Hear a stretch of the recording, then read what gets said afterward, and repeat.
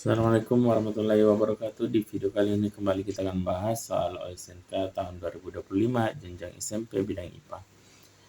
Nomor 35, dua buah partikel bermuatan berjarak R satu sama lain dan terjadi gaya tarik-menarik sebesar F. Jika jarak antara kedua muatan dijadikan 3R, maka besarnya gaya tarik-menarik adalah.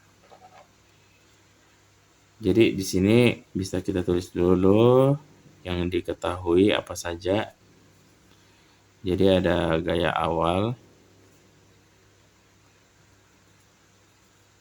itu F1 sama dengan F ya. Sini gaya tarik menarik sebesar F, kemudian jarak awal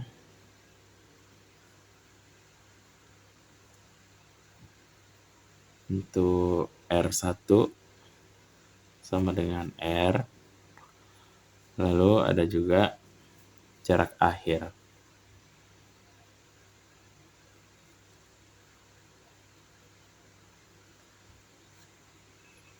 Itu R2 sama dengan 3R. Sini ya, 3R. Kemudian yang ditanyakan adalah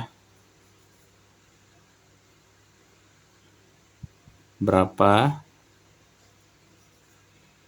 besar gaya tarik menarik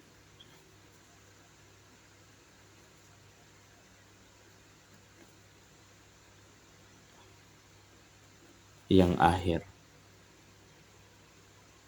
Atau di sini F2-nya berapa. Nah, jadi di sini karena gaya kolom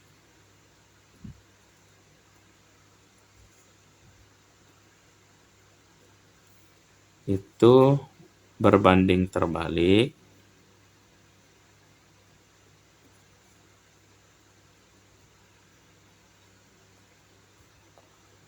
dengan kuadrat jarak antar muatan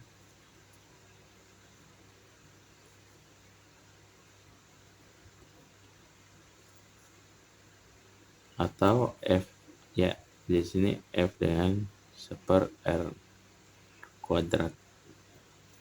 Maka di sini bisa kita tulis F2 per F1 itu sama dengan R1 per R2 kuadrat. Ya, ini sama dengan kita masukkan apa yang diketahui. Jadi sini F2 per F sama dengan ya, jadi sini R1-nya R, R2-nya 3R, ini pangkat 2.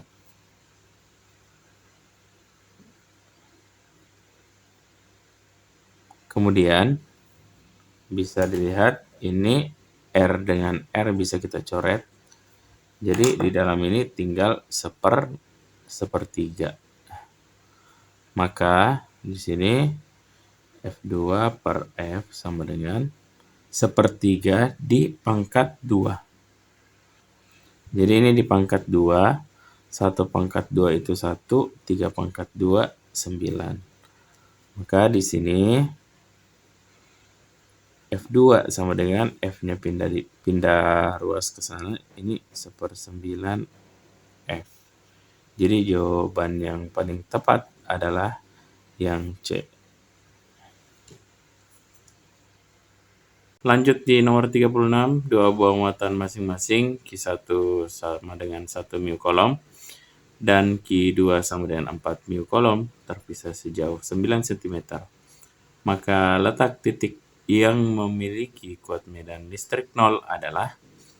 Jadi di sini bisa kita gambarkan ada Q1 yang 1 mu kolom, kemudian Q2 4 mu kolom terpisah dengan jarak 9 cm.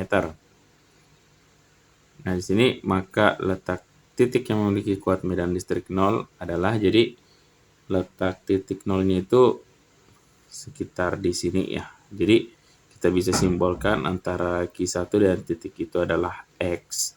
Kemudian letak Q2 dengan titik itu, yang ini itu 9 dikurang X. Jadi di sini, ini kebalik ya, ini E2, ini E1. Karena di sini energinya akan berbeda arah ya, atau semakin menjauh ketika Q-nya itu bernilai positif. Begitupun dengan E2 akan mengarah ke sana, itu menjauh dari Q2. Nah, di sini karena E1 sama dengan E2, di mana untuk persamaan yang E itu sendiri adalah K dikali Q per R kuadrat. Jadi karena di sini X, maka kita ganti di sini jadi X ya. E sama dengan K Q per X kuadrat. Jadi karena di situ X, kita ikutin aja dengan gambarnya. Jadi di sini bisa kita lanjut. E1 itu sama dengan K Q1 per X kuadrat. Kemudian ini sama dengan K Q2 per X2 kuadrat. Sini X1 kuadrat. Jadi karena nilai K ini sama, maka ini bisa saya coret, tinggal Q1 per X1 kuadrat, kemudian Q2 per X2 kuadrat. Tinggal kita masukkan nilainya. Di sini Q1 itu sama dengan 1, kemudian per, di sini tuh X1-nya yang ini ya, X. Di sini X kuadrat sama dengan Q2-nya itu 4, X2-nya itu adalah ini 9 dikurang X. Di sini 9 dikurang X kuadrat. Ya, jadi di sini kita mau hilangkan kuadratnya, maka di sini kita kali dengan akar supaya ini bisa hilang. Jadi akar 1 itu adalah 1. Kemudian X kuadrat ini menjadi X. Akar 4 itu 2. Di sini 9 kurang X ya.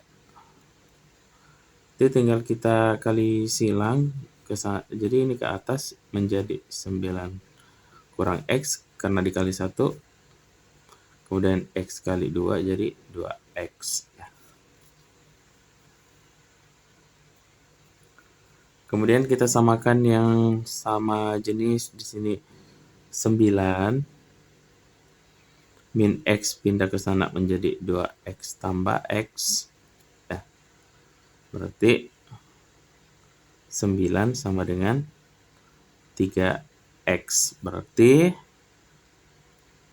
bisa kita tulis X itu 3X sama dengan 9. Saya balik supaya lebih mudah, biar nggak bingung. Berarti X sama dengan 9 dibagi 3 sama dengan 3 cm. Nah, sekarang di sini 3 cm. Jadi ada dua jawaban, 3 cm dari Q2 atau 3 cm dari Q1.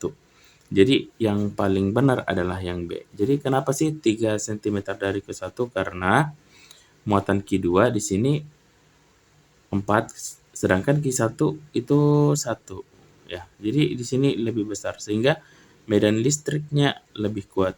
Jadi agar seimbang, titik 0 itu harus lebih dekat ke muatan yang lebih kecil, yaitu Q1. Jadi kalau kita mau lihat jaraknya, di sini 3, di sini 6. Nah, supaya tadi agar seimbang, titik nol itu harus lebih dekat dengan muatan yang lebih kecil atau yang Q1. Jadi jawabannya sekali lagi adalah yang B. Lanjut di nomor 37, suatu pemanas listrik memiliki hambatan 25 ohm, dihubungkan dengan sumber tegangan 250 volt dan bekerja selama 24 jam. Maka satu, arus yang mengalir dalam pemanas 10 ampere, 2, daya pemanas sebesar 2,5 kW, 3, jika tarif listrik Rp50 per kWh selama waktu tersebut Assalamualaikum warahmatullahi wabarakatuh. Di video kali ini kita akan membahas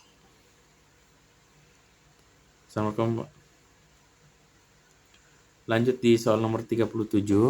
Suatu pemanas listrik memiliki hambatan 25 ohm, dihubungkan dengan sumber tegangan 250 volt dan bekerja selama 24 jam.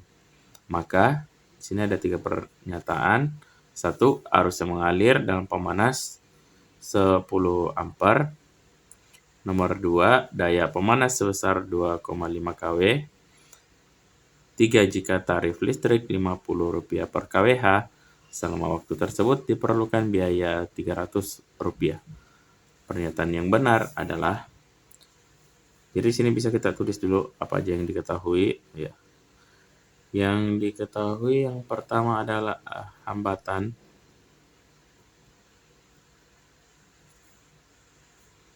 atau di sini R sama dengan 25 ohm. Kemudian tegangan atau V itu sama dengan 250 volt. Lalu di sini waktu atau T sama dengan 24 jam. Lalu ada juga tarif. Itu sama dengan Rp50 per kWh. Nah, kita mulai dari pernyataan 1. Kita mau cari arus listriknya. Jadi arus itu sama dengan atau I sama dengan tegangan dibagi dengan hambatan. Jadi tegangannya adalah 250 dibagi 25. Ya, ini 250 dibagi 25 sama dengan 10 ampere. Jadi kita lihat pernyataan 1 itu benar. Kemudian kita ke pernyataan yang kedua. Daya pemanas sebesar 2,5 kW. Kita lihat daya listriknya itu sama dengan P. P itu didapat dari tegangan dikali dengan arus listrik. Sini sama dengan 250 dikali dengan yang ini 10 ampere. Berarti ini 2500 watt, atau kalau kita ubah ke kilowatt itu sama dengan 2,5. Jadi ini itu dibagi 1000. Jadi pernyataan 2 juga benar. Sekarang kita cek pernyataan yang terakhir atau pernyataan 3. Jadi ini tentang biaya listrik. Jadi kita lihat dulu berapa energi yang dibutuhkan. Energi atau E itu sama dengan daya dikali waktu. Dayanya 2,5, yang ini kW, dikali 24 jam sama dengan 60 kWh, kilowatt hours. Lanjut di sini kita cari biayanya. Itu sama dengan energinya tadi itu 60 kWh dikali 50 karena biayanya itu Rp50. 60 kali 50 itu sama dengan 3.000. Jadi yang nomor 3 itu salah karena 300. Jadi jawaban yang tepat adalah yang 1 dan 2 yaitu A. Oke, kalau ada cara yang lebih cepat, lebih tepat, atau ada pembahasan yang masih membingungkan, boleh komen di kolom komentar. Sampai jumpa di pembahasan soal berikutnya.